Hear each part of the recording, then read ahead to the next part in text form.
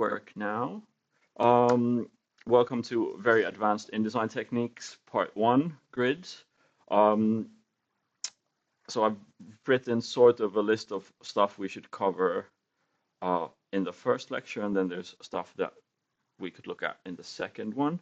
I'm going to go through this and show you stuff at the same time. Some of the stuff starts off quite normal or like very basic, but I found that lots of people, when I check their InDesign, like for example, their basic preferences or workspace settings are kind of weird or there are mistakes there. So I think it's a good idea to look at them first. If you've, no one's here been through the Aalto BA system, but if you've done that, Sampo Korkeila has covered all of this stuff, but people tend to forget it quite a lot, quite often. So first, let's take a look at some preferences. Then let's take a look at some initial steps I take before starting anything in InDesign. But basically, what we're going to look at this morning is how I kind of build the grid based on the content I'm working with.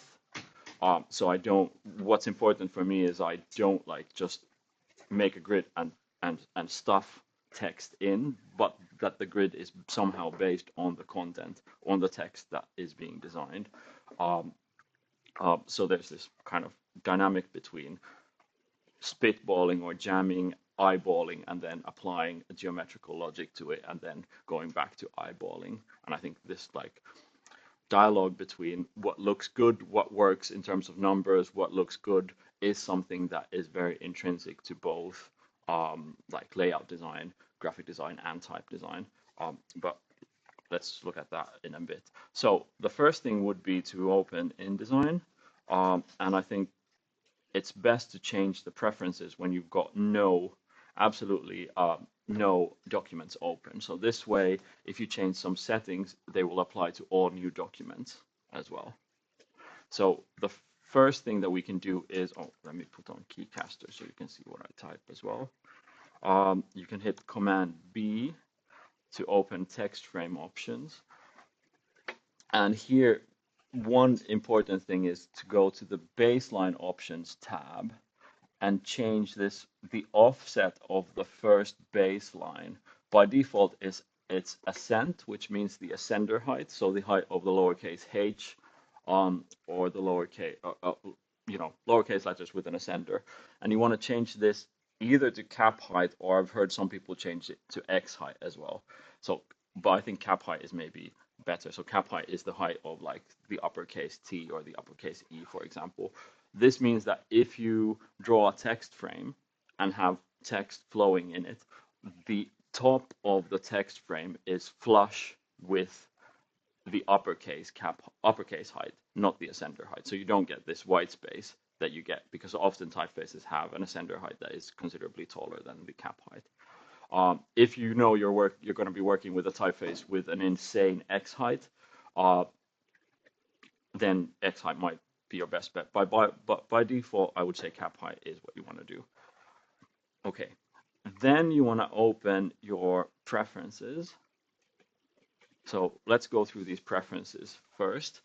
So there's a couple of things I do. Some things are important to prevent mistakes in your files or like unforced errors. Some things are important for making your MacBook go faster, because often, I don't know, InDesign gets slower every year. These programs get more bloated every year. I don't know if you noticed, but I'm using InDesign 2022. I've disabled automatic updates. I think it's a good shout. Also, 2022 is the last version with the Pantone library accessible, but you can't get it if you've already updated to a newer version. But nobody's preventing you from using it if you still have it. I don't know. We can talk about Adobe, but let's not do it here. So okay, let's go through this. I think this is all fine. This is all fine in the interface as well. In type. So here it's important to use typographer's quotes. I find it's important to untick this type tool converts frames to text frames. If you have this ticked, double clicking on any sort of a frame will change it to a text frame, and you might have like unwanted type fonts showing up in your PDFs because of this. You might have like Minion, or your pre-flight might tell you that you've used Minion in your file, even though you haven't, because you've double-clicked on a frame. So unticking this prevents that. Then, yeah, yes, good. I would also always untick this enable in-menu font previews. I find that this slows my computer down substantially. Yeah, in advanced type, you can change the size and position of your superscript, subscript, and small cap. So these are, if you're using a typeface without actual, open type features, actually drawn, like proper small caps, for example, you can use these percentages to change the size and position of those. I used them before, but now I just kind of eyeball everything manually. But these can be useful as well. Um, in composition, some of this stuff is important. We're going to look at hyphenation and justification violations in a bit, but I would keep this on, or maybe we can keep this ticked. And then so this highlights if you're doing a justified setting, or if you're setting type justified, having this ticked will highlight all lines that have like bad spacing or like really big word spaces, for example. It will highlight them in yellow. So the more yellower it is, the worse the justification is. And then this custom tracking and kerning highlights all paragraphs where you've changed the tracking or kerning of the text you've typeset. So this is super useful in situations where you have an elaborate layout where you've had to eliminate lots of bad breaks. I'm going to talk about bad breaks here instead of orphans and widows because Ellen Lupton says that we should say bad breaks. So if we're like getting rid of bad breaks with some custom tracking, ticking this will tell you which paragraphs you've touched in a multi-page document. That can be very useful. Okay, important stuff then. I think the most important stuff maybe for this is like these units and increments. So in typography, we have to play around with two different systems of measure that are not exactly uniform, or what's the word, commensurable. So we have millimeters. A millimeter is based on, I think it originally was based on the distance between the equator and the North Pole, like it's a French Revolution measure or something. And then we've got points. Points are based on an inch. An inch is like the width of your, like the last joint in your thumb. But a point is an inch divided by 72. So these don't work together that well. So one aspect that we have to consider here is how do we combine these two different measuring systems, and how do we, there are some instances where I want to get rid of like nasty decimals, like ugly decimals, because those are difficult to remember, and I want to be able to remember lots of the numbers because that makes my work process faster. So I want my basic units to always be in millimeters. So my spread, the width and height of my spread is always in millimeters. I want my stroke to be in points, and I want my type to be in points as well. And then in terms of the keyboard increments, I think this is important to change. So I've set my cursor key increment to 0.1 millimeters. This means that if I select an object and hit left, it will move that object 0.1 millimeters to the left. So if I want to move it 1 millimeter to the left, I can hit shift left, and then it will move it exactly 1 millimeter. So if I want to move something 5 millimeters, I can do shift 1, 2, 3, 4, 5. Easy peasy. I think by default, this is some weird point measure, but I think it's easier to keep it in points.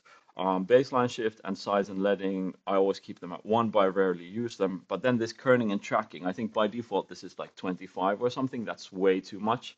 It's best to keep it at 1. Some people keep it at 2, but I've always thought it best to keep it at 1. I'm gonna show you later how I use this to get rid of bad breaks, but basically I would highlight an entire paragraph of text, and then hold down Option, and with the left and right arrow keys, I can change the tracking 1/1000th of an M at a time. Okay, so these values are important. In terms of grids, I usually change these based on the document, so it's very difficult to find universal default values for the baseline grid and document grid. We're going to take a look at these in depth in just a few moments. What I do like to do is I like to change the color. I think the light blue is somehow a bit too conspicuous, so I like these colors that say grid, but these are obviously just my preferences. But these have to be changed in any case. Here I don't want to change anything. Here I don't want to change anything. No, no, no, no, no. Okay, display performance. I don't like Greek type. I want to keep this so it never kind of Greeks completely. Greek type is when the type just changes into like a gray block, but this is obviously also dependent on your on the performance of your computer. But if you want to make your computer faster, like a couple of years ago, I had to design a book that had 1,000 images, and I did it on a 2019 MacBook Air. And you could do it, but like disabling anti-aliasing will make your computer significantly faster. It will make your text look like shit on screen, but it will make it so much faster. Also, in terms of GPU performance, this animated zoom, I think this is for amateurs. You don't need it. It makes your computer significantly faster if you untick it. Ticking or unticking GPU performance, how important that is, it's based on your computer. I found that my computer, so I'm using like a MacBook Pro from a couple of years ago. This works really well with the GPU performance ticked, but I think in my MacBook Air I didn't have that ticked. One final thing about these preferences that is super important that I often see people kind of fuck up is this appearance of black tab. So I think at some point Adobe changed this to having display all blacks as rich black and output all blacks as rich black by default. So rich black is a black that is composed of at least 4 colors, or like the CMY, all the process colors, and this will get you in trouble with printers with lots of different stuff if you don't have this set up as accurately. So we want to display all blacks accurately, and we want to output all blacks accurately. Then there's this one box where you can change the overprinting of the black swatch. So by default, black always overprints on top of existing process colors or even spot colors if you have them. That's often quite useful because black is not opaque like the others, and you don't get like any problems with registration. There is one time, or there are some occasions where it's useful to untick this, not to overprint black. Those are occasions where you're making a printed publication where you're using 2 or 3 colors, where one is black and the others are metallic Pantones. So metallic Pantones are so opaque that, and they're usually printers prefer to print them after the black, so they're printed on top of the black. So if you print, if you have overprint black ticked, and you make let's say you're making a design with black and silver, like a PM, it's 877, something like that, like the Pantone silver, the printer will first print the black and then it will print the silver on top. But because the black is overprinting, the silver will be printed kind of on top of the black, and the black will be left under the silver, and the silver is opaque, so it won't show through. Because normally black is, in a normal CMYK process, black is the last color to be printed. With other Pantone colors, this is not a problem because they're so translucent or transparent. But yeah, you can also, another way of doing this is to make a copy of the black swatch. If you make a copy of the black swatch, it won't overprint by default. But okay. Yeah, I think that's it for the preferences. Then let's look at, what do I have here next? Okay, so I've done this. We've looked at preferences, we've looked at text frame settings. Now let's look at some workspace settings.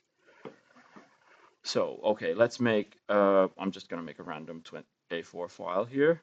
And let's look at these workspace settings. So what I like to do is I like to keep this, I want to use this advanced as the base working space or workspace. These are called workspaces, yeah. Yes, yes. But I've made some changes, so I'm calling it very advanced. I don't know if it's a good joke or not. There are some things that I think is a good idea to change or add to the um, normal workspace. So, for example, in links, so this is where all of your images will show up. Here, it's a really, really good idea to press the burger bar and go to panel options. And under panel options, there's this show column tab here to tick ICC profile and effective points per inch, effective PPI. What this does is, hold on, let me get a random image. Yes, okay. If I put this here, for example, I straight away see in the links panel, I see the actual resolution of this image and I see the color space. So, and then if I change this to, I don't know, CMYK or something, it will update here. So if I have lots and lots of images here, this is a really quick and easy way to check that my resolution in all of my images is like what I prefer or what I want it to be. So for example, let's look at, so let's look at this. So for example, here I can see all of these links where, for example, in this image, I can see that it's in Adobe RGB and the resolution is 833. If I didn't have this tapped, I would have to like open each link on its own and check the values from here. So this is like considerably faster. I don't know if this is new information or not, but okay. Info panel is super useful. I'm gonna show you how I use the info panel later on, but very quickly, the info panel gives you can calculate the number of characters in a line or the number of lines in a text. So we've got 6 lines, 480 characters. So like calculating the line length is very easy. Calculate like your line length is important for readability. Like if your lines are over, I don't know, 80 characters or 100 characters, they sometimes get a bit difficult to read. So this info is mainly useful for that. What else? Can I Yeah, yeah, yeah. I don't really have the info. I'm not really advanced. Oh, so then you have to go to Window and Info. Okay, thank you. Yeah. Then, I don't know, I like to keep my text wrap here. I also added object style. So all of these, if they don't show up by default, you can access them through Window and then like styles, for example, object styles. So if I know that I'll have a box with I'll have multiple images with a similar text wrap, for example, I can make an object style for that image. And with the text, then it applies the text wrap automatically. But I don't use this that often, to be honest. Paragraph styles, I guess you know what this is. What I do with paragraph styles, we're going to take a look at this, I think, this afternoon in more detail, but I like to name my paragraph styles based on the type size. So then I can do this sort by name, and it will sort all of my styles based on their size. So my naming convention is usually size, leading, typeface, use, or like, if it's a caption or something like that. But this is obviously based on how you prefer to work. Yeah, this optical margin alignment. I keep it here because otherwise it's in a very cumbersome place. It's in window type and tables and story. Then I keep the glyphs panel here as well, so I can like find it easily. I've added this alignment and pathfinder panel like functions here, but I think in InDesign I quite seldom actually use them. Sometimes the align thing is useful, but then it's always a good idea to here uh, select what you're aligning it to. So you can align it to margins, page, or spread. So for like I can do this very quickly with this panel if I want to. Then scripts we're going to talk about in detail later on, but these, so I can show you very quickly. This guy called Peter Carrel, Kahrel. If you Google Peter Carrel InDesign scripts, you'll find this library. Uh, there are some really good InDesign scripts for handling footnotes, margin notes, end notes.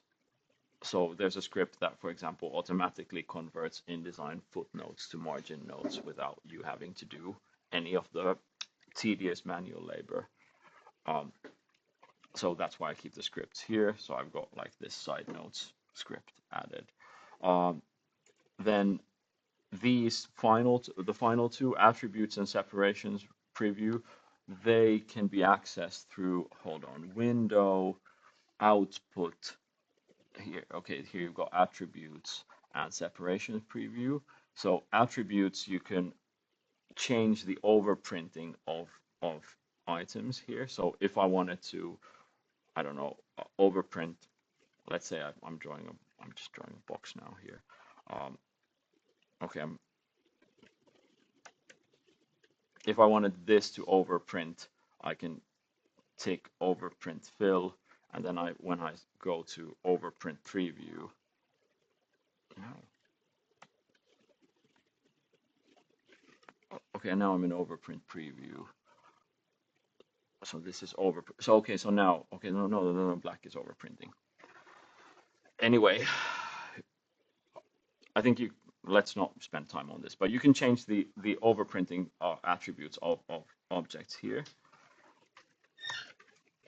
And and then this is sometimes useful, the separations preview, because you can look at either separations, so you can see how these like, so this is the black layer. You can do this in Acrobat as well, but sometimes it's more useful to do this in InDesign. So you can check how these are composed of, how your spreads are composed of the various process or spot colors you're using. You can also use this to check the ink limit. So this would depend on the kind of workflow you're going for, but like for example, ink limit is the amount of ink, total ink printed on paper. So if you've got 4 process colors and each of them is printed at 100% somewhere, so if you're doing like an insane rich black with all of the process colors at 100%, then your total ink coverage will be 400%. So 4 times 100, right? Different paper stocks have different ink limits. So if you're like a newspaper stock might have an ink limit of 260, for example. Coated, like glossy coated stock might have an ink limit of 320 or something. So here I can check. So okay, if I'm with under 300, I'm fine. If I change this to 280, then I can see already that there's lots of issues. But here this was printed onto paper with a 300% ink limit. You can check this with your printers. Often this is already baked into, or like downsampling this ink limit is baked into the PDF. Yeah, the PDF export. Sorry, I'm recording right now. Sorry. So yeah, it's baked into the export settings. So here, for example, you notice that all of my images are in Adobe RGB. So I did this RGB workflow here where I edited all the images in Adobe RGB while soft proofing in Photoshop for CMYK, and I'm placing RGB images here, and then when I'm exporting it, I'm converting them all together into CMYK. So that CMYK conversion often automatically caps the ink limit. Or that's my understanding of it. But this is all super confusing. This like RGB workflow, color calibration stuff. So can I ask, Yeah, yeah. how does this panel does it work together with the profile conversion, or does it override it? Let's say you have a profile with 330 max ink, and then you put 300 here, and then you convert. Will it then max out at 300, or will it go for the profile? That's a good question. I'm not exactly sure. Because sometimes then, if depending on the printer, if they want you to embed a profile, Yeah. then their setting will read from that profile and get confused if it's something else, or they will try to push more ink into it. From work experience, it doesn't always convert. You have to check in pre-flight in Acrobat and other print settings where it can still in the pre-flight, but usually in the Uppfartsstufe, like in the pre-printing, you look through, and then usually you have to get a response back because it doesn't always necessarily convert everything. Yes. And sometimes it converts the colors differently. So that's the reason why test print is important, because when the conversion in the profile might mess up your colors. Yeah, but to kind of avoid that happening, to know what this panel does. I've never used this panel, but I also never do an InDesign conversion. My workflow is to relink to a pre-converted CMYK. Yes. I did that always before, like because it felt more certain to make the conversion yourself in Photoshop. But this is a method that has been favored by multiple printers in recent years. Like they demand a file that's made like this. Also, it makes some things in the work process a bit faster. So if you're pressed for time, it does make it faster. I know that what I've sometimes done, which has resulted in quite nasty errors, has been like to do this CMYK conversion to a profile of my choice, so PSO uncoated or whatever, and then after I've done the conversion, then to manipulate the image or readjust the image in terms of like Photoshop brightness or contrast, and that will mess up. That will like make the blacks too black, or for example. Repro. What is it? Don't fuck with the black plate. Yeah. So anyway, I mean, it's confusing. There is an old book by, is it Gestalten, Ready to Print, that is apparently very good in English. And then there's a Finnish book called Suunnittele, toteuta, julkaise, by Sampo Korkeala and his friends. That's from 2012 or something, but it's still very useful. Because then you, like, I don't know, I don't want to get into this color space thing for too long, because then you've got your working space, you've got your document space, and the images can have a third color space. It's quite confusing. But I think now, so you can save these workspaces as well. But this is the kind of workspace I like to use. If I'm working with two screens here, I also keep on the pages panel. I make this, or I tend to like to keep this as jumbo, so I can see already here like what's going on. Sometimes if I'm doing very manual stuff like moving pages around, it's always also a good idea to hold on, how do I do this? View pages horizontally. So like this, I can see my entire layout quite easily. So that was view pages. I've also seen people who are like, I don't know, who I think are like true power users who use like 3 screens at the same time in InDesign. So they've got one screen with like the layout, just with the layout, then one screen just with these like tools and panels, and then a third screen just for Finder, for finding images. They were German. But okay. So now let's move on to actually doing stuff. I'm gonna simulate this design process or how I kind of approach it. So I always begin by reading the text that I'm typesetting. I want to make my choices somehow content driven. So I want to base my decisions on the text that I'm typesetting or the work I'm doing, the content, and I want to justify my decisions based on what the on preferences, on imagined preferences of the reader. So I begin by reading the text, but I don't read it primarily for the argument. I mean, that's useful, but that's a secondary concern. The primary concern is to read it for the structure, for the styles that I'll be needing. So are there lots of footnotes? Are the footnotes really long? Are there multiple levels of subheadings? Are there captions? Are there quotes as entire paragraphs? Is there lots of stuff in brackets? Are there lots of like abbreviations, for example? Are the paragraphs long or short? I don't know. Journalists tend to favor like really short paragraphs, and that sometimes makes typesetting challenging. So I then make a list of all the paragraph and character styles I will need to typeset the text faithfully. This I'll use later on. So for now, I'm going to use. Do you have also a recommendation, like usually in workflow in jobs, at least the one that I had, fortunately that you never get the text. You get the text once the, like in marketing and something, they want to have the layout and then they make a text. Oh, that's a good question. I hate that. I don't want to. So the Or they change that very often. yeah. Changing the text. Yeah. So the reason I kind of don't like designing, for example, websites or like, marketing content is because people haven't figured out what they want to say before they come to you as a designer. Other people, they also don't know what they want to say. Yes. And they keep changing. No. That's so Like this for annoying. 5 years. Books and exhibitions are nice because usually the work is done before the design starts, and then it has a specific end date. The project has an ending. The book is sent to print. You can't change it later. The exhibition opens. But like I find it very distasteful to work with, like placeholder copy.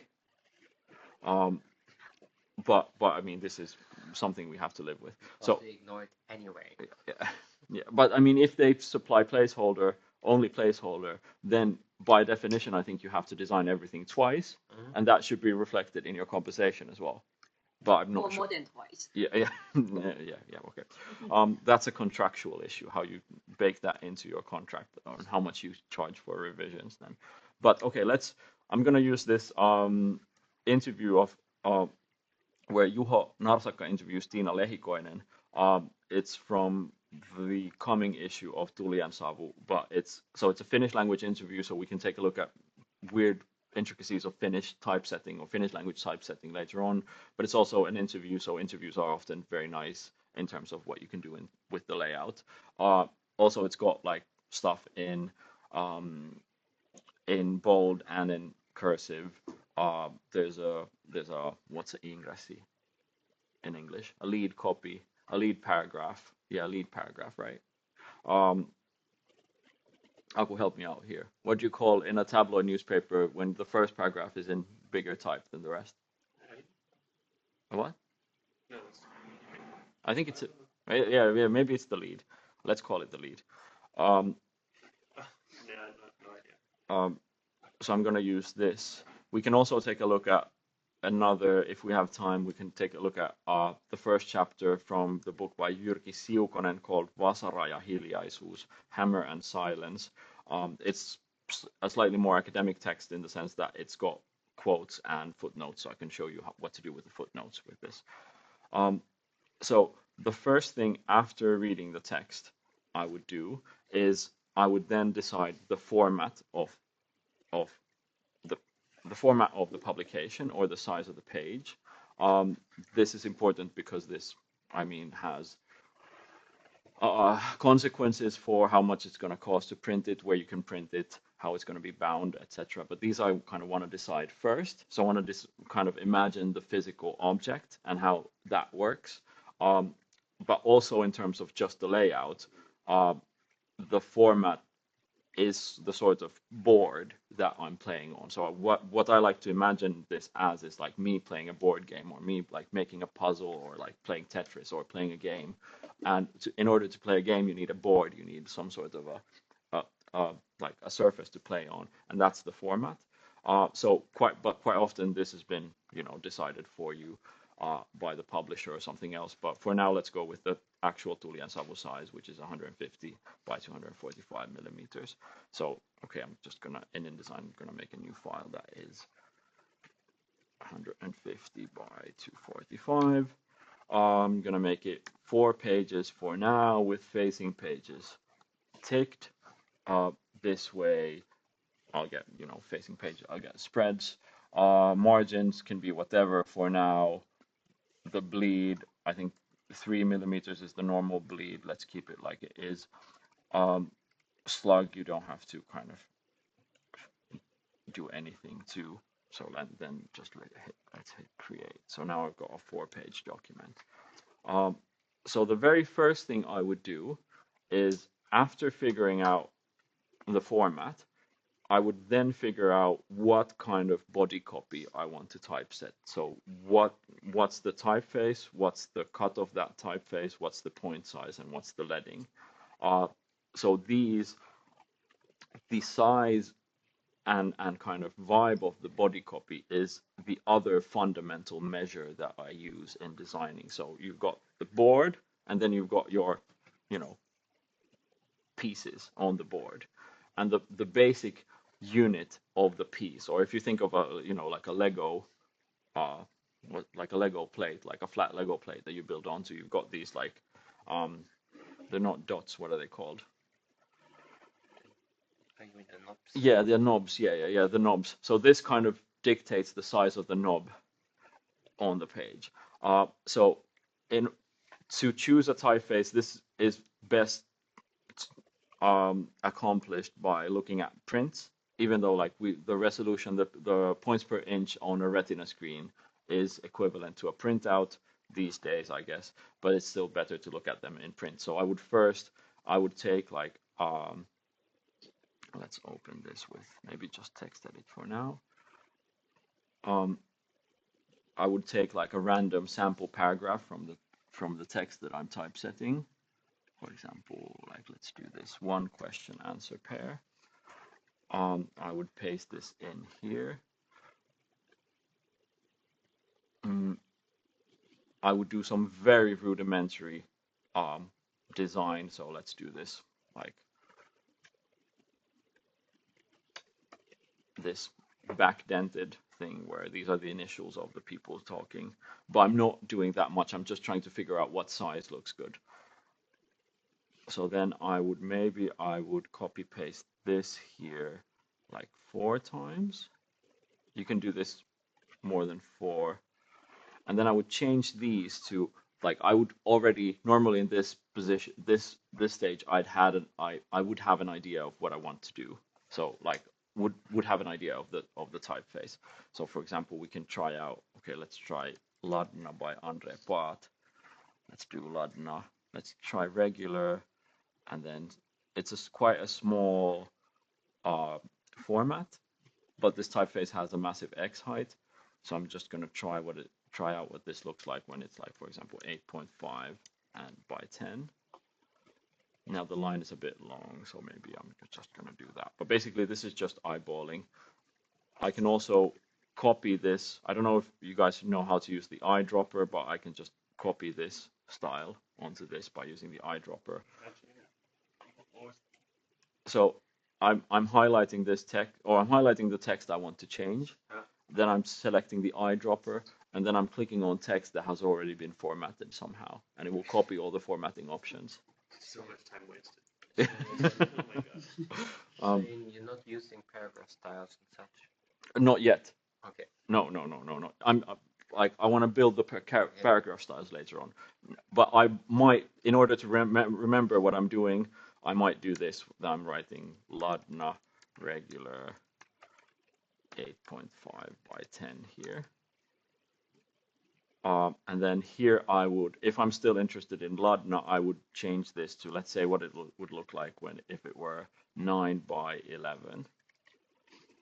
Is it any better? Can you repeat what's the fraction in this? So 8.5 is the point size. 10 points is the leading or the line spacing. So these are the values from here. And line spacing is spread. Yeah. So you can also think of these as percentages. So if I had like, for example, 10 by 12, it would have 120%. The leading would be 120%. Sometimes useful. But this was 9 by 11. There's lots. But then maybe for this, actually now that I look at it, maybe for the regular, for this size, maybe I want the medium.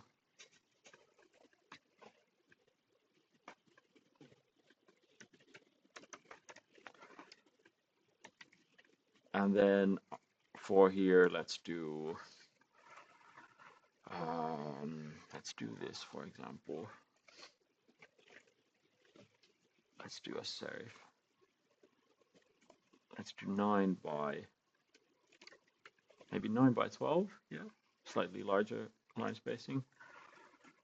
So then this would be ABC marked regular 9 by 11.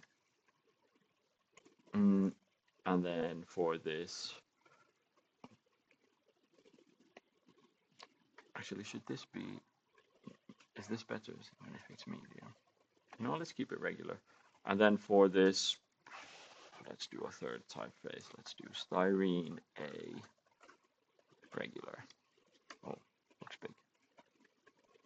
And then, shall we try to do a very small 8 by 11? Maybe darker, medium. No, it's too dark. Okay, here. And then I don't like the 1-story A, but I know that this typeface has another sort of an A, so I'm going to open type and then stylistic sets and set 1. And that will give me like a more legible A. Okay, so, and this was styrene regular 8 by 11. Okay, so I would print this out and evaluate the outcomes. Often you need more than one printout.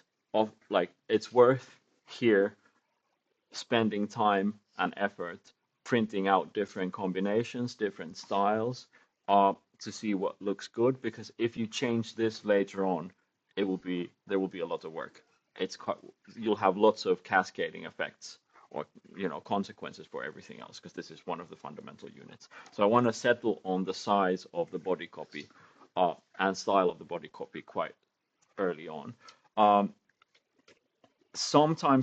often I end up with a situation where I have my leading is, that was 12 by the way, my leading is a nice even number, like 12 points, or a 0.5, like 11.5 or 12 or something like that, but my actual point size is like a decimal. So quite often I end up in a situation where this is like, for example, 9.44 or something like that. This is on one side based on eyeballing, on the other side based on percentages. So I might come up with a system where I want all of my typefaces to have, all of my styles to have a certain percentage in the leading. So if it's like, let's say it's 1.3, so if it would be 1.33, then, well, that goes exactly to that. But if it would be 1.25, then it would be 9. So if I'm aiming for 125% leading with 12 point, with a 12 point, with a 12 point leading, that would mean a 9.6 point size. Lots of points here. Could you show what happens if you change the point size of the text without adjusting the line height? So I don't think I've really ever touched the line height. How does this sort of, how is this any different from in Word changing the point size? It's not. I think it's super similar for now. But I mean, what it does change.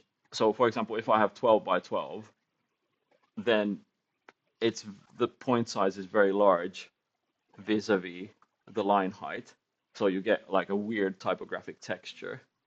I think this looks sort of, I don't know, amateurish. Yeah. On the other hand, if I make this very small, the idea of like a paragraph as a textual unit sort of disappears because these white spaces in between the lines start inserting themselves as their like as individual units. So Well, now it's really obvious when you. yeah. But this question is tied to the question of what's my preferred typographic texture or typographic color like. How light, dark, even, uneven it is. Hold on, where am I? I'm here. Okay, let's try and do 11. I don't know. Do you have a preferred typeface? What to do? Which to pick? Which one? Pick, please. I have enough things to consider. Maybe this needs a tighter line space. Yeah. ABC. Okay, let's do this. Okay, let's pick this typeface. Okay, we're playing that. We printed this one spread out. We picked Maris, but then we're still unsure about the size. So then I would do this, where I would like copy this style from. Hold on, or maybe just do this, where I make multiple copies of this, and then change these settings slightly, so I would see what this looks like if it's 11.5, like 9.5. So then this would be 9.5, and this would be, let's do 10 by 125 would be 8. So 10 by 8. Maybe this is already too small, but this is quite a readable serif face. This was 8 by 10. So, but what I already see here is that I quite like this texture here, and here, so it's 11.5 by 9.5. So I can calculate the percentage. 11.5 divided by 9.5 is 121%.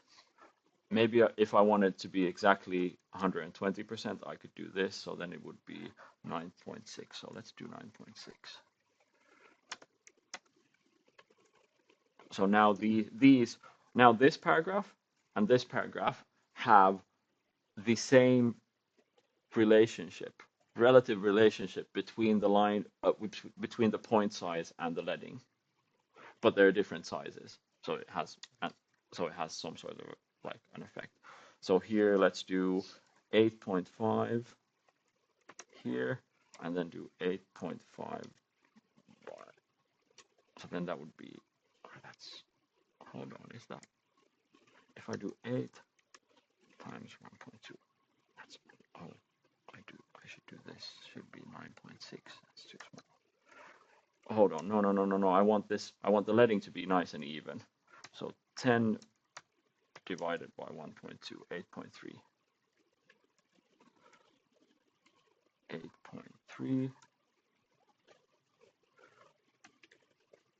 And then I'm cheating and looking at some of these approximations, because I'm going to use them later. So maybe we're just going to use this. I mean, I could do this for, so that's 10, 11.5. Let's do one like really big. So if this would be 14, then 14 divided by 1.2 would be 11.7. 11.7. So then this would mean that, but already like, this would mean that I could typeset it like this, but I would be much more limited in terms of my layout options on this page size if I were to go with this big point size. So this was 11.6 by 14. So let's say I'm happy with this 9.6. I don't know, is everyone happy with this? I think we can proceed with this. So okay, I printed these out. I'm happy with this. I'm going with, I want my so these are the settings that I need. So 9.6 points in is the point size, and 11.5 is the leading. So okay, I'm gonna get rid of these, and then what I'm gonna do is move on to a phase I call jamming, in terms like, jamming like a jam band jams. So this can mean sketching layouts by hand, stealing elements from existing layouts, or, in any case, having an idea of what you're doing. Often what I try to do nowadays is to have an idea before opening InDesign, because otherwise, I don't know. On my first year of BA, like a visiting tutor told me that, yeah, these layouts are fine, but they kind of look like new buildings, and I can instantly see what software you used to make them. That I don't know. I remember that 15 years later, and I kind of want to get rid of that element. And then I follow this advice of Jost Hochuli that he outlined in Designing Books, and always begin the design by designing I begin the design of a publication by starting from a generic 2-page spread of mostly text. So designing a publication functions from the middle out, from the inside, from a generic 2-page spread in the middle of the publication towards the covers. So if I can give this generic text spread a sense of like identity, distinctiveness, vibes, while keeping the text readable and faithful and building some sort of a system, I know I'll have a better time designing the sort of flashier elements like the title page or the cover or whatever. Like this is the sort of, what's the word, meat and bones of the publication. Like, how does your body copy work? How do all your styles work together? And also, like, I think beginning from the cover would also feel like, like you're designing the building with the facade first and then everything, or like the marketing rendering first and then everything else is an afterthought, which feels like extremely distasteful.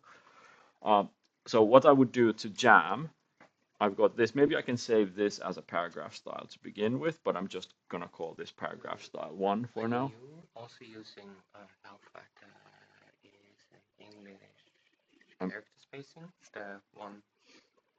Oh, I'm using, yes, but for now it doesn't matter. Oh, but you also use it then generally. No, this. No, left. Left, what? The alpha. I don't know the English word. That one. Character This one. spacing probably. Tracking kerning? Yeah. I'm gonna get to that in a bit. There are ways I use it, but for now I'm just gonna keep this as a default. So what I would do to jam is, without any sort of a grid open, or without having anything here, I would let's duplicate this spread. So what I want to do is I want to jam a spread here that I think looks good, and then I want to build the grid based on that jammed spread. So first is just spitballing. Everything's like, I'm telling myself everything's wonderful. But the text is mostly placeholder. It's best if it's placeholder with like, or the text is like, it's not placeholder, but I'm not paying attention to being faithful to the manuscript. I'm just trying to see what sort of systems I can build.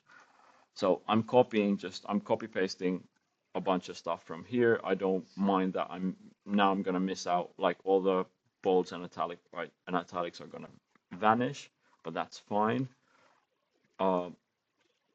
So I'm just gonna see, okay, if this were set like this, what can I do?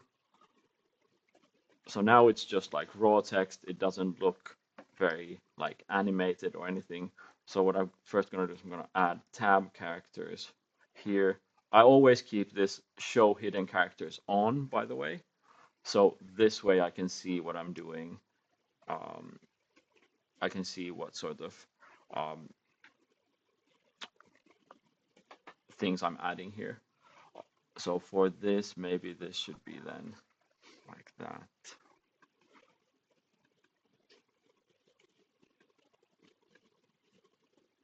But this is just very rough.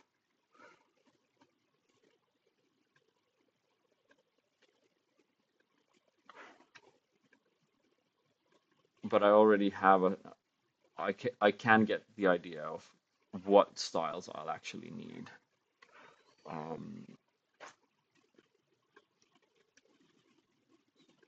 Okay, if there's overset text, I don't care. What I'm looking for now is like, how can I sort of animate this spread? How can I make it more interesting? So what I could do, for example, I can play around. Okay, I think I'm a fan of tight margins. So if I place them, but now I'm not even using the margins. I'm just putting them, I don't know, wherever I want. Maybe like a narrower page, or then maybe something where this is actually, or actually these questions are always shorter. So maybe I could indent this more like this, and then keep these answers very long.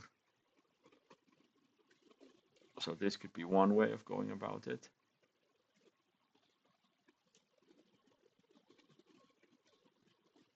So JN is the person asking the question. How much did I have here? I'm gonna talk about this later, but I find it's easier to work with the fewest possible text frames.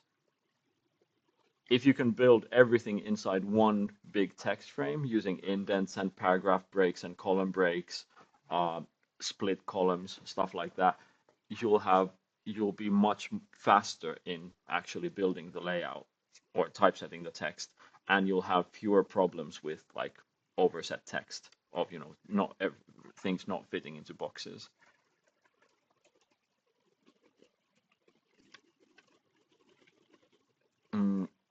But these are really long answers, aren't they? What am I gonna do with this stuff? Maybe here I need, so I had 11.5, so I'm gonna put space after 11.5 here. So I'm sure by default these take millimeters. So if I don't specify the unit here, it will be in millimeters, but I can always write the point value here as well. Which do you prefer to work with then? I mean, if you're in a text frame, would you still keep that in millimeters? Or? Yes, but I would type in points. Right. But I'll get to these units in more detail in a bit when I talk about how I built the document grid. But I built the document grid based on the jammed layout. So it's kind of... Actually, yeah, maybe here I can add a right side indent to this text. Maybe it's even more like that. So maybe these are like staggered in this way. This was 40. Maybe this needs 1 millimeter more. Like that. Yeah, that's more interesting. So now I get this. So I had 30 there, so I'm gonna add 30 here as well. And then here.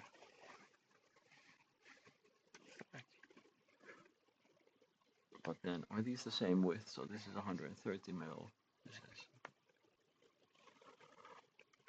And now I also need to decide how I do I want mirrored margins, or do I want like the left-hand margin always to be the same? Because when you're designing a printed publication, the fact that you have a spread and that you have a gutter in between the two pages, that already produces one axle of symmetry in this plane where we're making this composition on, and we can decide if we want to reinforce that symmetry by like making the margin sort of symmetrical, or make that the inside margin is identical and the outside margin is identical, or if we want to like kind of fight against that symmetry by, for example, making the left hand side margin super small and the right hand side margin bigger.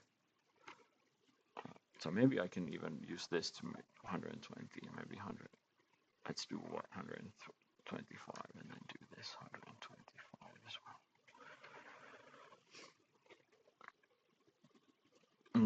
Okay, so this could be maybe one option. so here, let's say I know that this will be sewn and Swiss bound, so I know that the gutter will be very Yeah. kind of good, so I can put things close to the gutter if I want to. Um, or then I could do this. Maybe this would be less obtrusive, or like that it's on this side. And Are you doing usually also add how I learned it when you already more or less know how it will be bound, to put a shadow in the middle so you can roughly know, or like at least the line, so you know yeah, what to avoid. sometimes I add a gradient here but it's for the client, Okay, yeah. or it's for the writer. Maybe here I want some more. Maybe here I want some more contrast. So maybe I want to change. Maybe this needs to be a different typeface. Maybe this could be Ladna.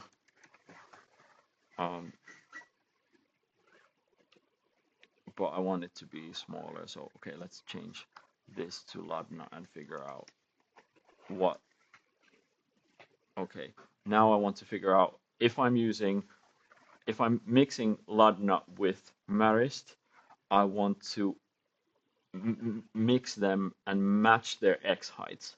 So I want to keep the leading identical at 11.5 points, but then I want to change the type size of this Ladna so it matches the X height of Marist.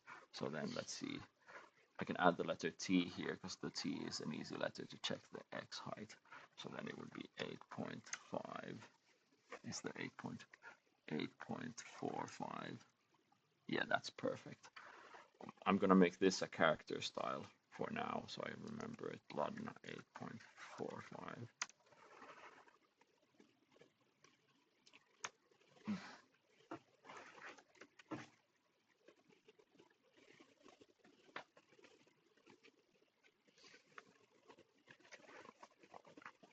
And let's maybe, for this we can maybe use even the medium weight. Or maybe even the bold one.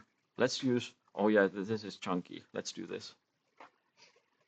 So this typeface is based on Soviet era street sign or street name lettering in Tallinn. So all of these, like there are some weird shapes here and there, but I really like the black weight. So then we can do again use the eyedropper, and now I've got this eyedropper icon changed to this loaded symbol, so it's got stuff inside. So now I can just do this.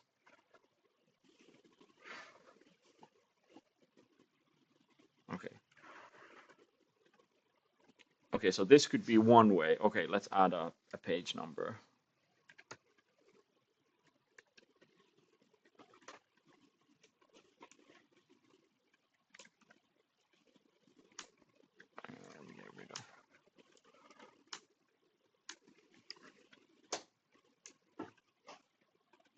I don't think here I necessarily need other furniture or other running heads besides a page number.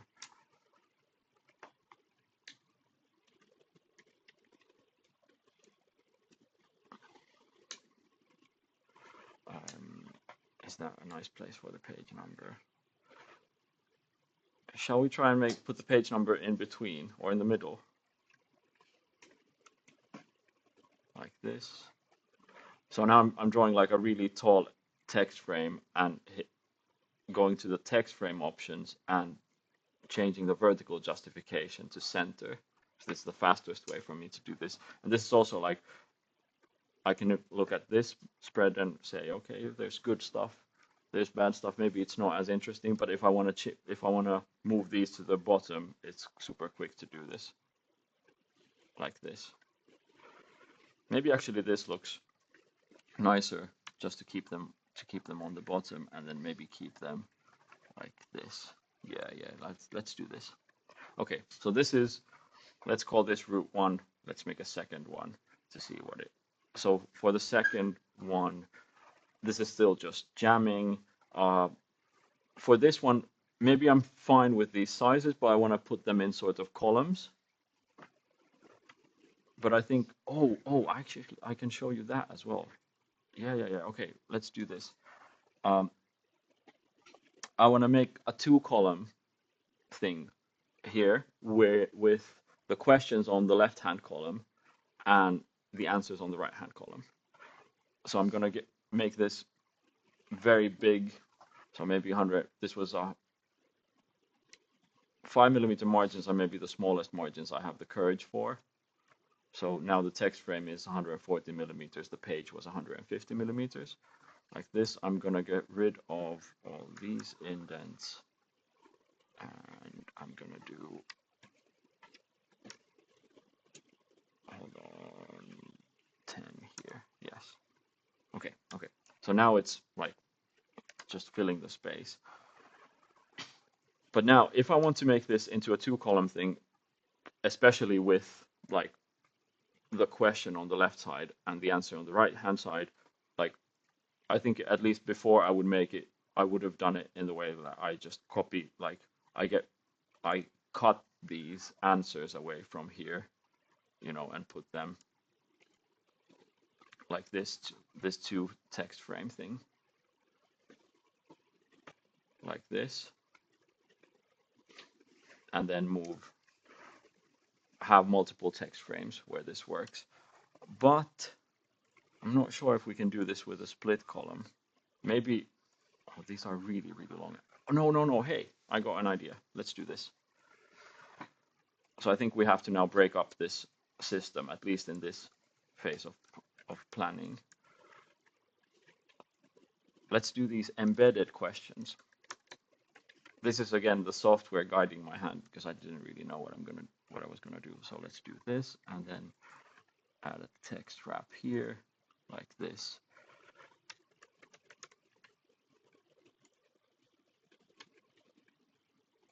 Yeah, let's do this. Because these answers are so really, really like incredibly long. So this way we're being very conscious with or economical with the space.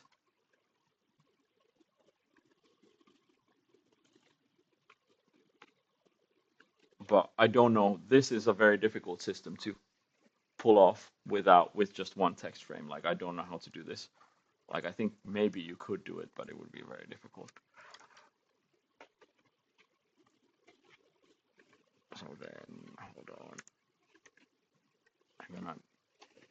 I'm getting rid of that. I'm copying this. I'm adding it here.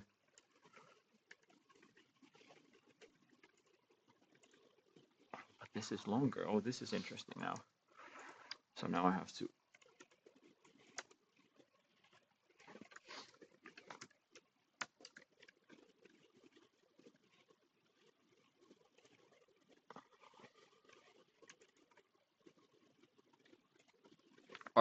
Are you still kind of with me? What I'm? Yes. Well, fast, but I don't watch it. It's like impressed. Like, You understand now why some people think that crazy inferior and people like, I just did this document in Photoshop. Oh, that's a long.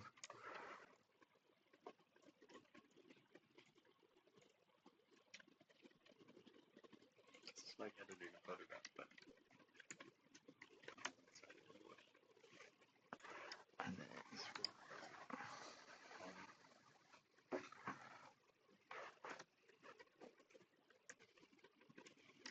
do you know how to paste with matching the style?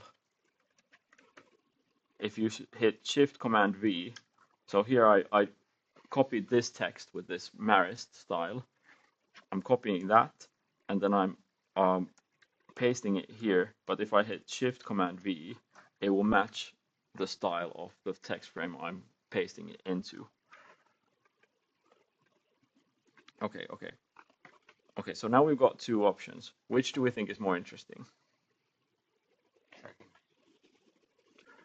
I mean, the second one is a bit rough. I think there are problems here.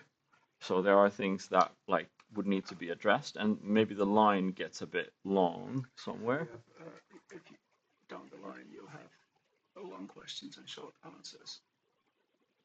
I'll have problems with this. Yeah, But then I might get really interesting white space there. good. I mean, this is quite safe, isn't it? Yeah. So this is just, Yeah, and you get like this, yeah. That one's a lot more linear as well. This one, It's a lot more linear. yes, yes. Here, I think here you have to jump from here to here. I mean, Say the first one. First one. the first one is very modern age because we used to see like text that like a programmer would see a text. It depends on what's now in the text. I would say, because if you want it so that you can reference the question again and again, Mm-hmm. then I kind of like that. Also, the second might end up being knocked off after a while, depending on Yes, what happens. affected.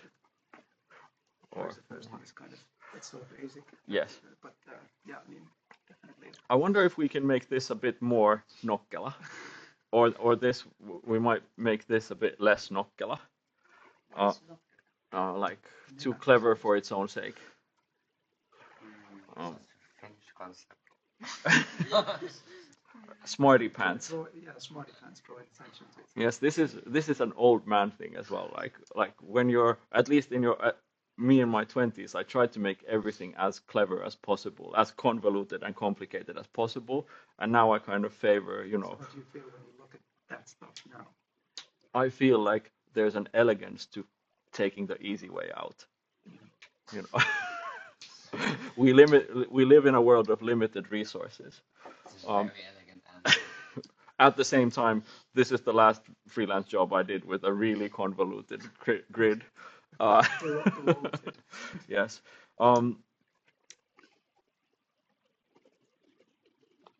Could we? I'm gonna try this weird thing here quickly, where if we do, okay, if that is there, Did they print that catalog, by the way? yes, It's already done. yes. Do you have any? Not on me. I have one at home. So what if there was a small text wrap here, like this, and then there's like a one line. Hold on. But now I need to get rid of.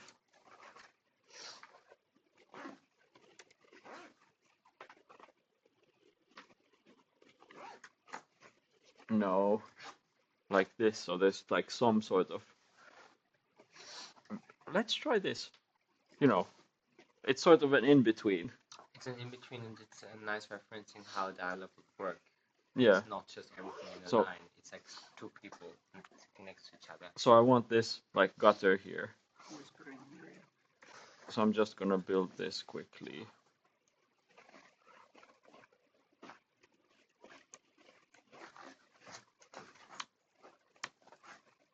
Where did it go? Oh, it went there. Okay. Or you can always restore to the Swiss basic standard a third from the page inwards and then all in one big block. The only way to go. Brockman would be proud. Okay. This would go here. Yes. Have a link the grid. Is there? Oh, there's two lines. Yeah, like that. And then put this here. Copy this Yeah, here. that's quite cool. How the question, there's no spacing between the answer and the next question. Like. Oh, there. Yeah, I love that. Oh yeah, let's keep that. Yeah, because there's enough contrast already. Oh, what did I do? What are these? Okay. What is that? Let's drop that. Okay, then we have to drop this here. No, two lines. Yes. And then get rid of this space and after.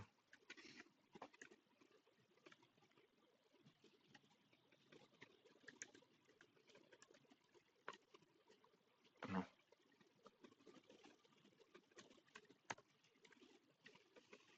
No, why did I get... I want to copy that. No, I want to copy this frame here. Yes, I'm trying to be flashy and I'm making stupid mistakes. And then I want to paste this here. Yes, okay. If I make mistakes here, it really doesn't matter. Let's do this.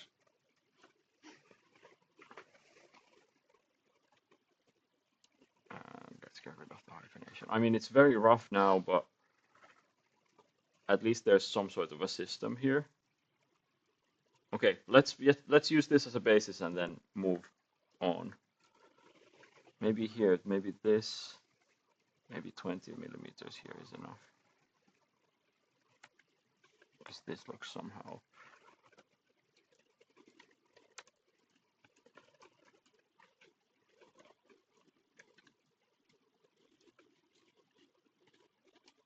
This looks weird because this is such a short. Maybe this could be like...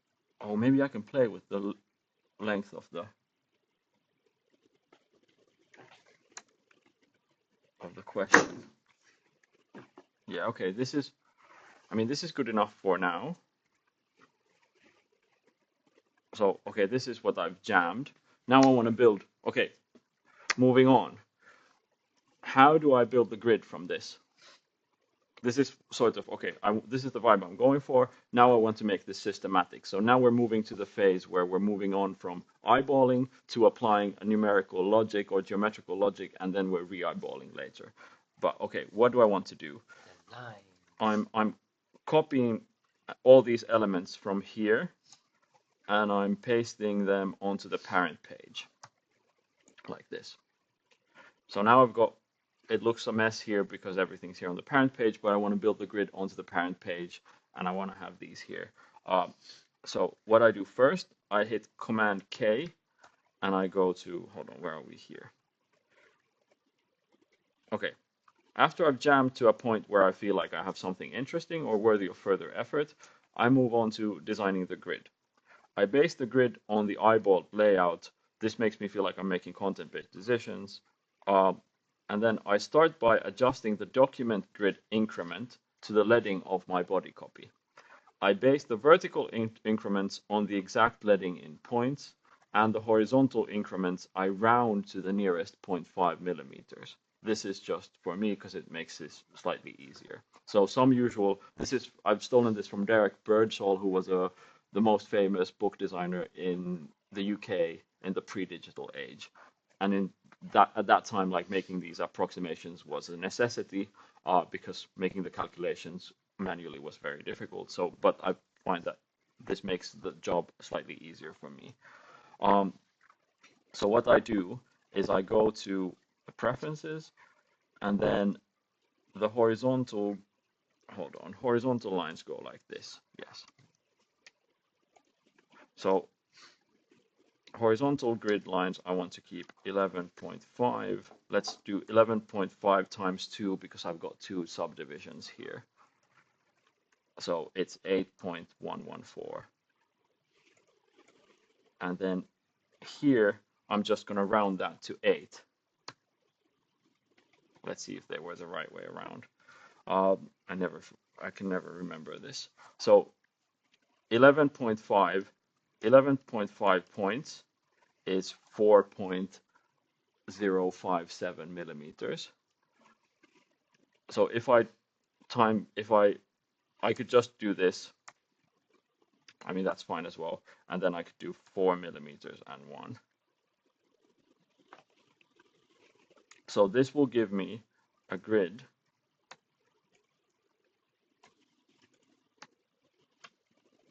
And I'm dragging the origin point, the origo in Finnish, from the left-hand corner to here. And I want to be precise. Yeah, it's okay. It's there. And then I want to go to View, Grids and Guides, and go to Snap Document Grid and tick that. So I want everything to snap to the document grid. So now if I draw a box here, I've noticed that I've made a mistake. I would like the width to be exactly 4 millimeters, and I would like the height to be this 4.057. this point-based measure. So I'm going to go back here, and I'm just going to copy this value, put this 4, and then do that 11.5 here. So now I've gridded this entire spread into rectangles. They're not exactly squares, but they're close enough of a square where the width of this rectangle is exactly 4 millimeters. The height of that rectangle is exactly 11.5 points, but they're very close. So this means that later on, when I'm counting indents or something, or when I'm managing indents, I can just like here do multiples of 4, and it will always stick to the document grid. So it's much easier to remember that. But now what I want to do is I want to set all my margins as the multiples of my document grid. So, okay, I want the top margin to be tiny. I'm going to go to Layout, Margins and Columns. And then at the top, I want to use this 11.5 measure. So then that would make it super, super tiny. So maybe 4 millimeter top margin is too small. Let's make it twice that. So I'm already here, but at this moment, I'm not gonna allow myself to put like 1.5 times the square. Like I want to use these entire squares because it's easier to make decisions if you have limited options. So okay, I'm fine with the top margin being like just 8 millimeters. The inside margin. Oh, we were making these like non-symmetrical margins. Okay, so let's do top first, and then maybe the bottom margin. If the top margin is very small, maybe the bottom margin could be bigger. So maybe the bottom margin could hang out like somewhere here. So because the origin point of this coordinate system is here, it means that the top edge is flush with the coordinates and the gutter is flush with the coordinates, but the outside edge won't be flush with the grid, like you can see this thing going on here, and the bottom won't be flush with the grid either. I tend to prefer that because like the outside edge, the printers never cut it perfectly, so it won't be perfect anyway, and the bottom margin is often the one that I leave as the biggest. So there, if you have some extra, it doesn't really matter. So the way I would figure out the bottom margin is I would just draw like a box here where the bottom edge of the box is flush with the bottom of the spread and the top edge is flush with the document grid. And then I would copy this value here. So let's do a big 3 centimeter bottom margin and copy this value here. But you can see that it's now flush with this. Then if I want to, so what I want to do now is I want to make this margin equal to this margin.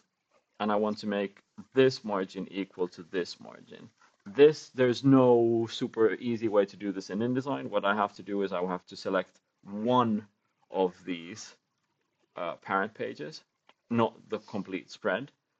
And now here go to margins, and on the right hand, hold on, now on the inside, yes. On the inside we want multiples of 4 because our square was 4. So we could try just 4 millimeters. Maybe that's a bit too risky. Let's do 8. Okay, let's do 8 here. So then we can do 8 on the other side as well. And on the outside, let's calculate. Maybe this line is okay. Is this? This would be 10 millimeters. Let's do 10. No, did I want this side? No, I wanted this to be a bit bigger. Okay, let's do here. Let's do 14. So I'm copying that. And then going here, doing outside 14.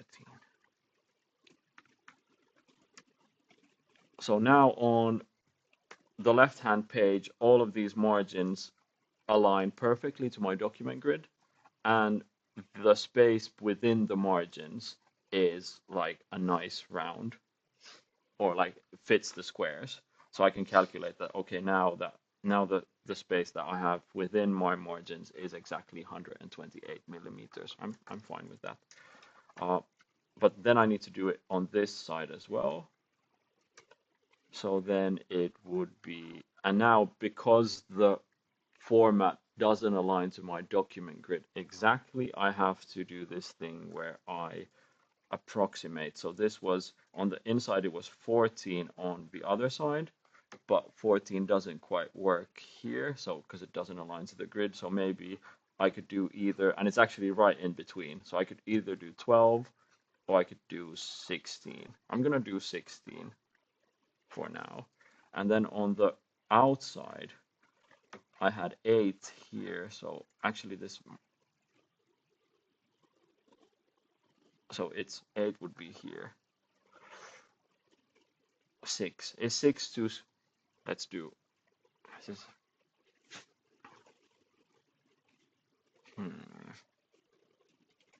this is slightly annoying because it's just in between. Let's do 6. So outside is just 6. So now this is now they're of equal width. So this is 128 millimeters, and if I drag this box here, this is also 128 millimeters. I might get in trouble with this later on with this 6 millimeter outside margin, but we'll figure this out later. Okay, so now what I want to do is I want to readjust these text elements to fit my space within the margins and see if they look better or worse.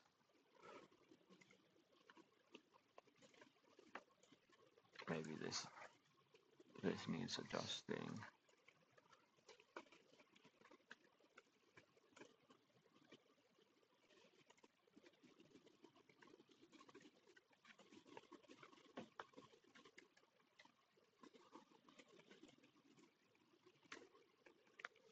And you can kind of be rough here with the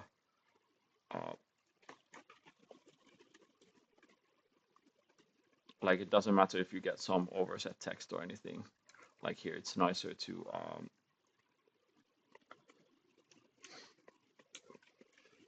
just, I don't know, eyeball stuff. I don't know, how do you feel about justified setting in the answers? Is this weird?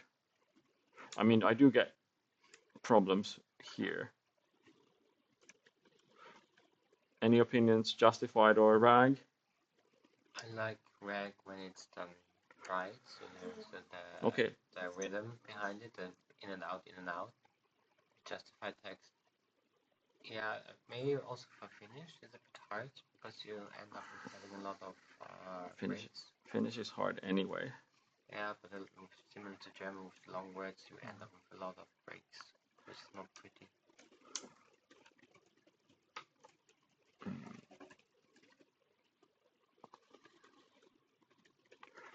Okay. That's too long.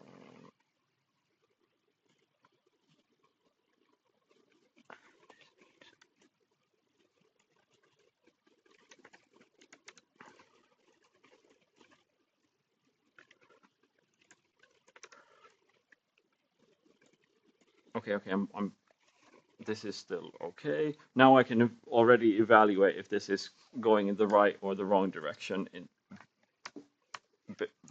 compared to the previous version. Hold on, let's just do this. But I'm gonna say that it's fine. The next step is we're gonna massage the grid a bit more. So now we looked at the document grid. Now let's look at the baseline grid after. So now what I do is I adjust the baseline increment to match the leading of my body copy. I make my body copy snap to the baseline grid. So let's do that first. So grids, let's do 11.5 points, 11.5 points, 11.5 points, like that. And then let's look at, so this is the document, this is the baseline grid, this is the document grid, and they align perfectly now, right? So I'm gonna get rid of the document grid and I'm gonna align everything to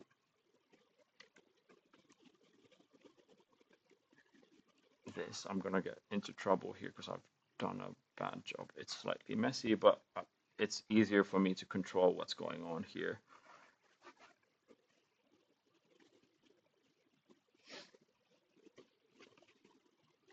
With this baseline grid. So I can see that, okay, I want 2 short lines. With every question, I want 2 short lines and 1 blank line. So then there's this canal here.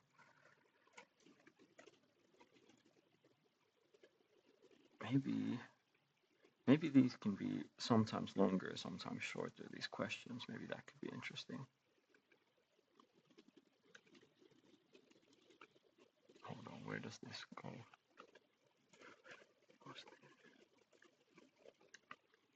Tuukka, were you saying that it looks better when there's no, if this is also like just 1 line? Yeah, we can do that.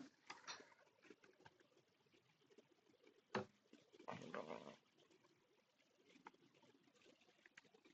many workspaces. Yes. And then this should go here. This should snap. Oh, my bottom margin is not snapping. Why is it not snapping?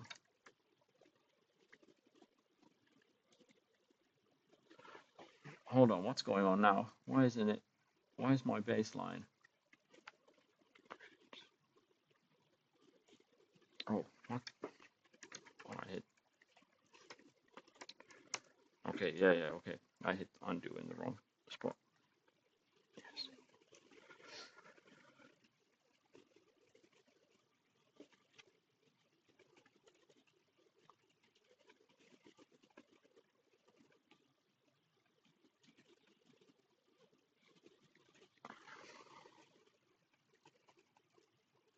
Yeah.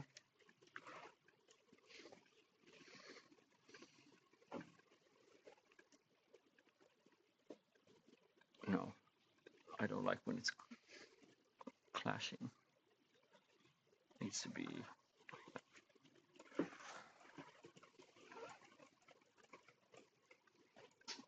No. I think these need to be the same width. 86.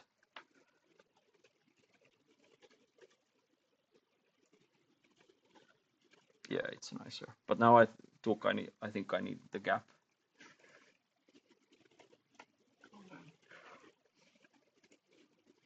Okay. And then here, the same thing. No, aligning to grid.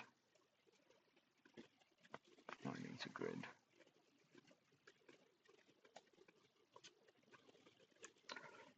Aligning to grid, yes.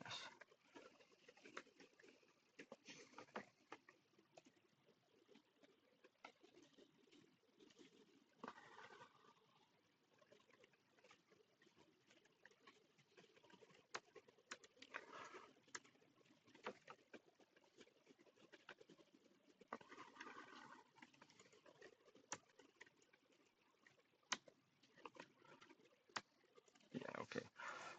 It's rough, but it is what it is. Okay, so what I'm peeved by now is this. So I have this massive gap here between the first line of my text that sticks to the document baseline grid and the top margin. So this will get me in some, like, I don't know, I don't like this because if I want to have, for example, if I want to have an image here, it will not align with the cap height of my type. I've seen multiple people do this thing where they drag an extra guide there and then just move this down. This is fine, but there's a more elegant solution to this. So is everyone following kind of like, I don't like this white space here. I want that to be flush. So what I'm doing, this is, I think, like a really good technique. So now I'm drawing a box on top of a uppercase. glyph, and I'm calculating the height. So then that would be like 2.25 millimeters, for example. I'm copying this value, the height of the capital letter. I'm going to my preferences. I'm going to my baseline grid, and I'm pasting this value onto the start field, 2.25. So now when I hit OK, and I've got this relative to top of page, so it's better. You can, the other choice is top margin, but top of page is I think better. So okay, height of cap, start is cap height relative to top of page, increment is leading. So now when I click OK, what happens is that the baseline grid moves up slightly. The end result being that now the text sits on the baseline grid, but the top is flush with the top margin, always. And now, if I view the document grid and the baseline grid simultaneously, I can see that the increments are the same, but they don't align. But what's really nice now is that the top half of the top of my cap height always aligns to the document grid, like this, and the bottom always aligns to the baseline grid. This can feel a bit tricky. I'm seeing some puzzled faces. I don't know if you've ever done this before, but the nice thing is now that I can toggle, like command apostrophe toggles the document grid, and option command, no, is it shift command? What is it again, this baseline grid? It's supposed to be option command apostrophe that toggles the, this toggles the baseline grid. So I can have neither on, I can have both on, or I can just have the one on.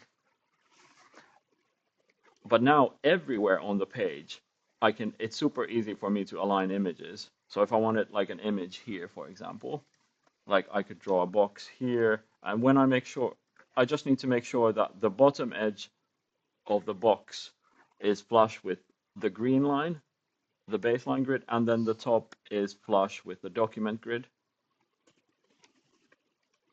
All right.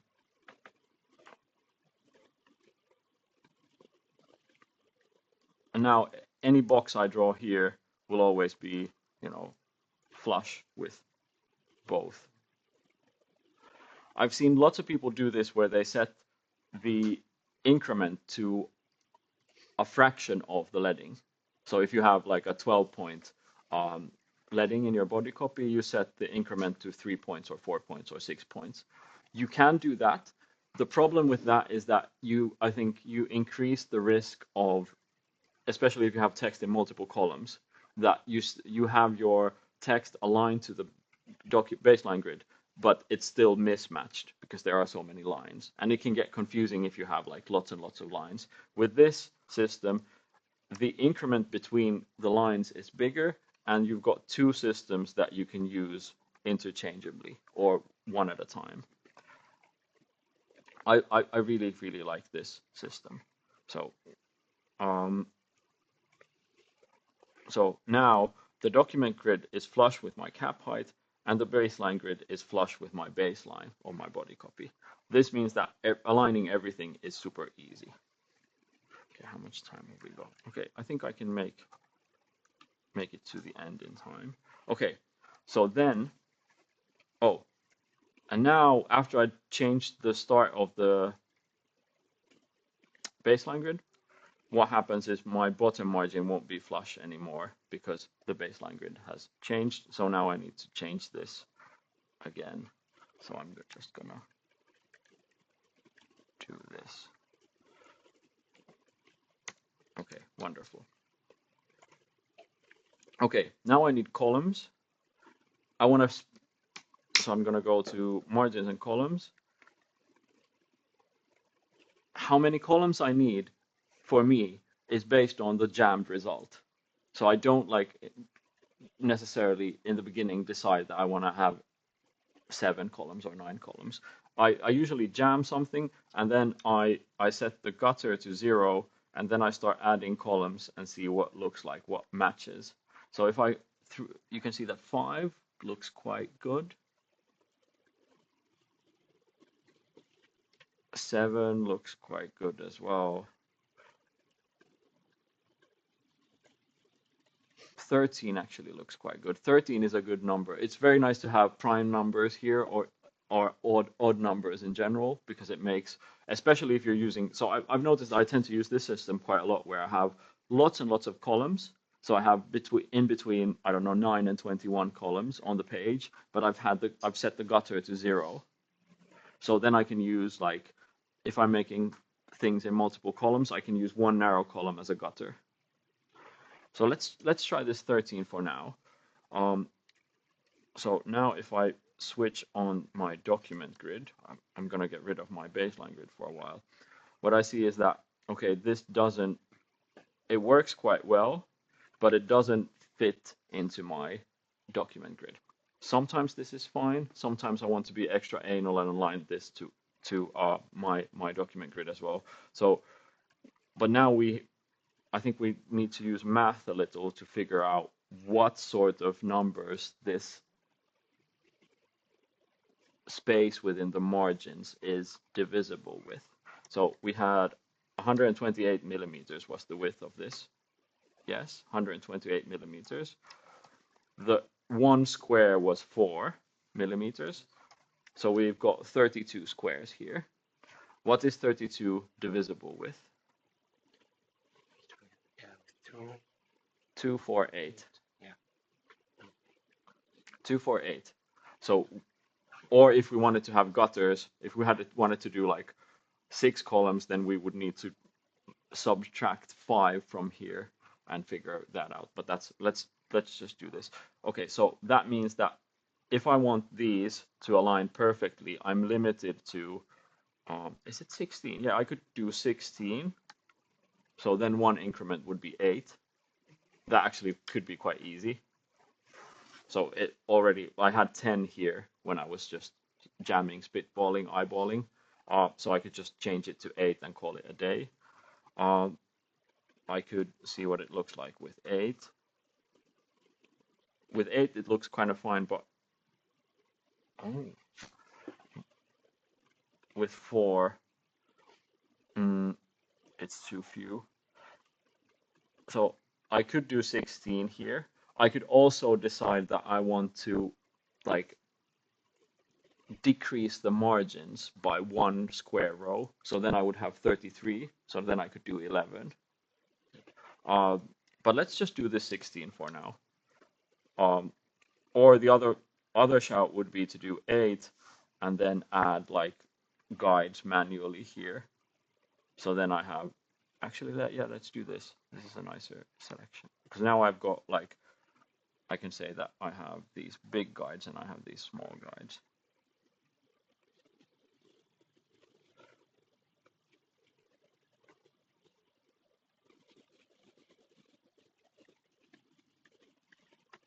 So now my grid would look like this.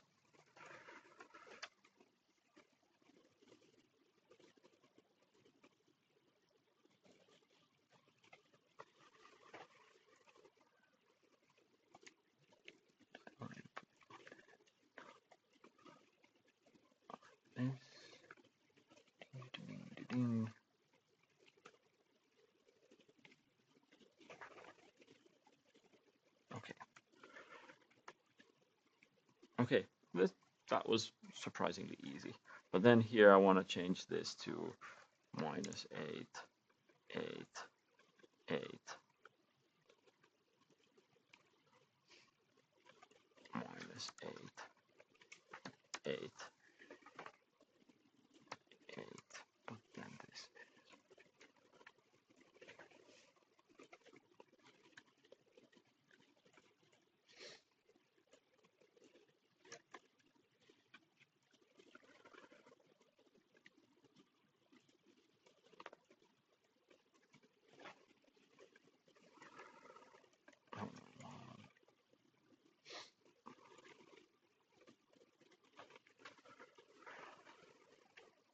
Okay, what's going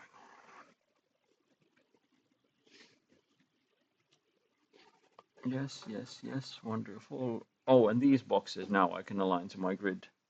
Because these aren't like, yeah, that's fine.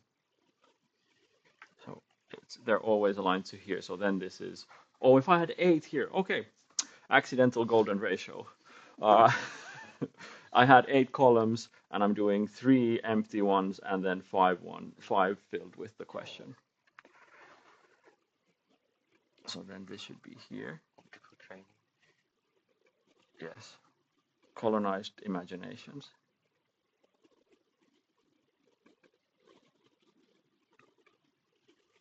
Did I have? Oh, yes.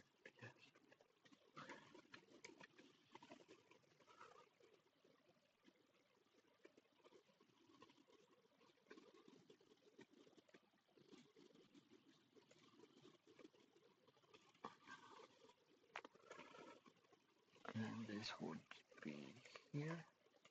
Why isn't it? Oh, that's just that box.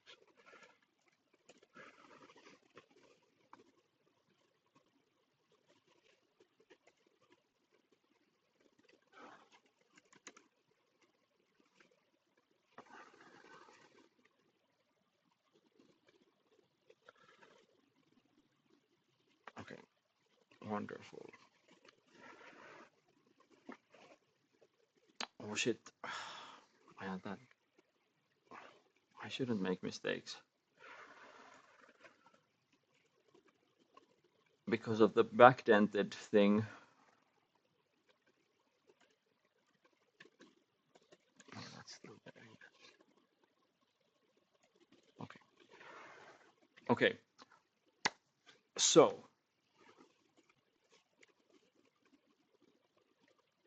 now I've got my column guides there. What I want to do now, okay. So this is what we just did. I then adjust the number of columns to match both my jammed layout and my document grid. I like it when the width of the individual columns is a nice round number. This makes adjusting indents, etc. easier later on, as I don't have to remember complicated decimal numbers. I find I like to design with quite many columns with gutters set to 0 millimeters. After the columns, I add some horizontal rows to my grid. I usually need considerably fewer rows than columns, for example, between 3 and 6. This is because I already have this document grid and the baseline grid, and they do lots of the heavy lifting in terms of the vertical metrics. But I do like, to quote Ellen Lupton again, it's nice to have some laundry lines running throughout your publication that you can hang stuff from. So usually between 3 and 6. I like to match the height of the rows, of the individual rows that the laundry lines divide, to my baseline grid. So in this way, I'm limited in my choices by the number of lines of text I have on my page. So I need to have a number of lines that is not a prime number, so it's divisible by something. So it's divisible by 3 or 4 or 5 or 6. With rows, I like a very small gutter, but the gutter already comes from this misaligned document baseline grid thing, which I'll show you a bit later or in a second. So, but what I now need to do is I need to calculate how many lines I have on my page between the top margin and the bottom margin. So here I would, let's get rid of this for a moment and just draw a text box here and fill it with placeholder text that is, hold on, let's copy this style. Okay. Now, is this aligning to the grid? Yes.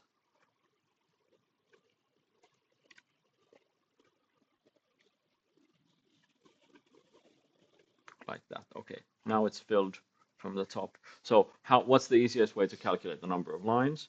I fill this with with text that is snapped to my baseline grid. I select all, and then in the info panel, I check the number of lines. So now it's 51 lines here. 51 is a prime number, I guess. No, it's Divisible. yeah, it's 3 times 17, but it's sort of a shit number, isn't it? Let's do, okay, I had, How come I have the same number? I have completely different Oh. parameters. okay, so, okay, 51, 52, 52 would be nice. No, 52 is not that nice. So 53 would be a prime number. it would. 54 would be easy because 54 is divisible by 3 and 9 and 6. So now it's 54. Maybe let's just do 54 because I had this massive bottom margin, so maybe we can just... What could you do with 51? 51 I could do 3. But that's it, or then, Yeah. I mean, but maybe 3 is enough. Let's do the 3. I mean, it's... Okay. So then I would... Okay, now I know I have 51 numbers. I'm putting these back. I'm going to lay out... first of all, okay, I'm going to change the color to Fiesta because I like Fiesta. And it makes for a nice contrast. And then I'm gonna go to create guides, rows. I want 3 rows, and I want to set the gutter to 0, and I want it to fit guides to the margins. So now I've got these lines, but you can see that these lines don't snap to my baseline grid automatically. This is because the first line, this line is shorter than everything else. Like this increment is considerably bigger than the other one. But I don't really matter. It doesn't really matter. Right now, what I want is I want to have both the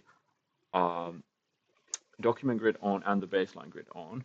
And I want to put this here so it snaps there. And then I'm just going to drag another guide from here to the baseline. So now I have, like, what I do have now is this gutter, is this row where the gutter is exactly the distance between the top baseline to the bottom X height. And now I want to do this here as well. So take this, drag this to here, and then put the baseline grid on as well, and drag this here, and drag this here. So now I should have, like this, if I draw a box here, that box should be the same height as this box, yes, or that gap should be the same height as that, and that should be the same height as... Hold on, how is this possible?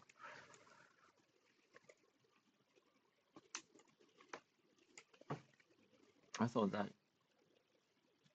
maybe it's... Yeah, okay, so now they're all the same height, exactly the same height. The rows. So now, for example, if I wanted to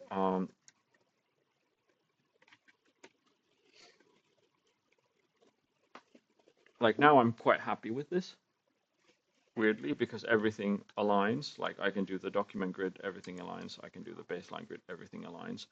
And now if I were to move on to figuring out what sort of a title spread I would have, I could like get rid of this. Hold on, maybe let's do this, it's easier. Okay, so if I'm just, the second thing I would design after, that's super tight, I don't know if that's possible. I would try to figure out what the beginning of this would look like.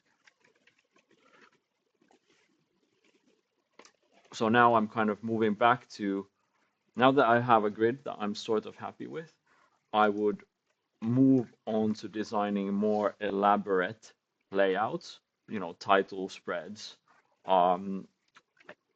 stuff with like bigger items, and then see if my grid works. If it didn't, I'd readjust the grid. So now I'm kind of returning back to the spitballing. stage. So maybe here I want for this is like the lead paragraph, maybe here I want something in this style, but maybe bigger.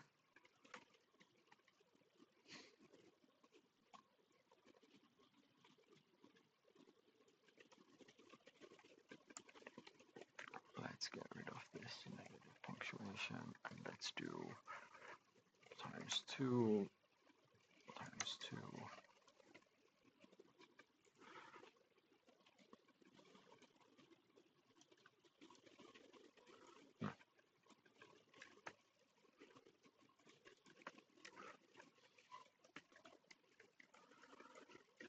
Let's get rid of the information here.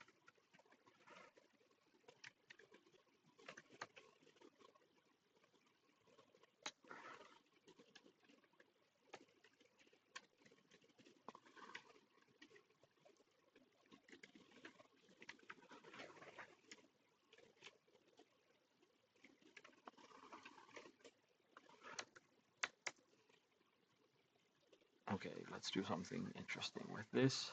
Let's do ABC Marist regular italic.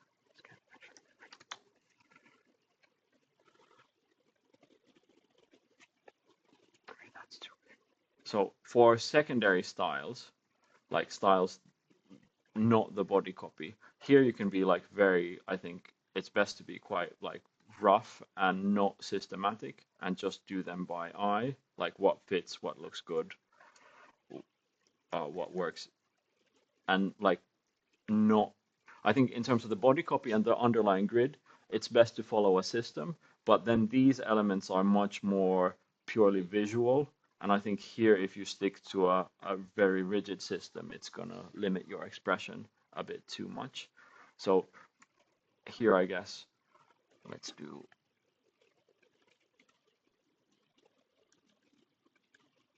todellisuuskin on hyvin ristiriitainen. Let's do multiple.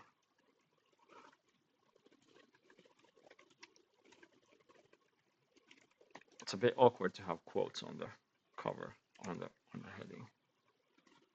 Maybe do like that. Yeah, that's weird. Actually, like in ancient times, quotation marks were on the margin. Like, let's do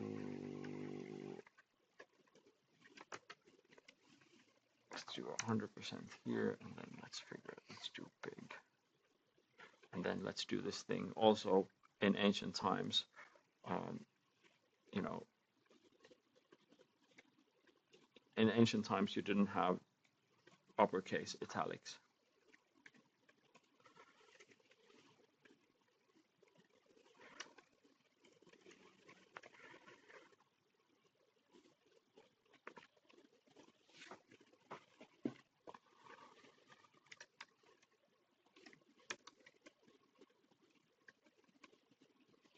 Well, in ancient times there wasn't really a gap between words. No, yeah.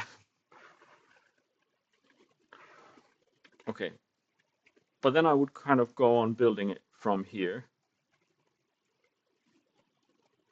Like the next step, I think we need to break for lunch now. But the next step would be like, this is sort of what I would show to the writer or whatever. Like I've built a grid, so there's sort of a system here. I would build styles based on this. Like that would be the next step.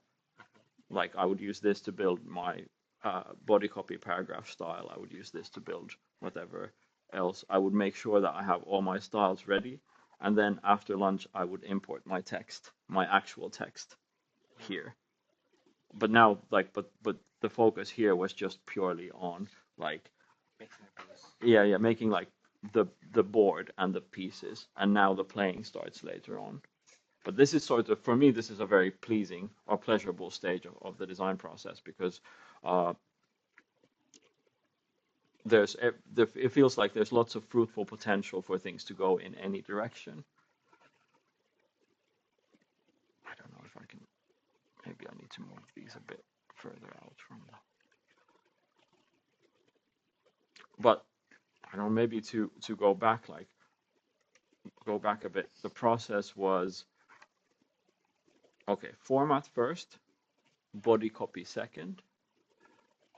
Then after you've got your body copy and your format, you can kind of eyeball something that, you know, works or feels like it's worth working on.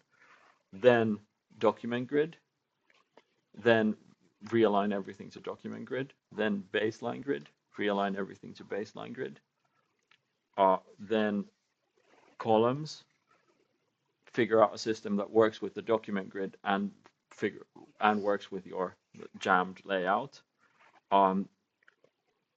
Then rows, and that's dependent on the number of lines per page, and then kind of readjust everything if it needs that. Usually I think after I've gotten to this stage, there's still something I want to change about the margins. Like right now I feel like this is not feasible, this 6mm outer margin. That I'll get in trouble with this, and if I change this, then I have to change lots of other things, which might even result in me changing the size of the body copy, which would kind of change everything then. Or then if I'm not completely settled on the format yet, I could increase the format by a couple of millimeters on both sides, so then I would have a bigger outside margin. But something has to, quite often something has to move, and then you have to kind of redo it. But I'm going to save this for now under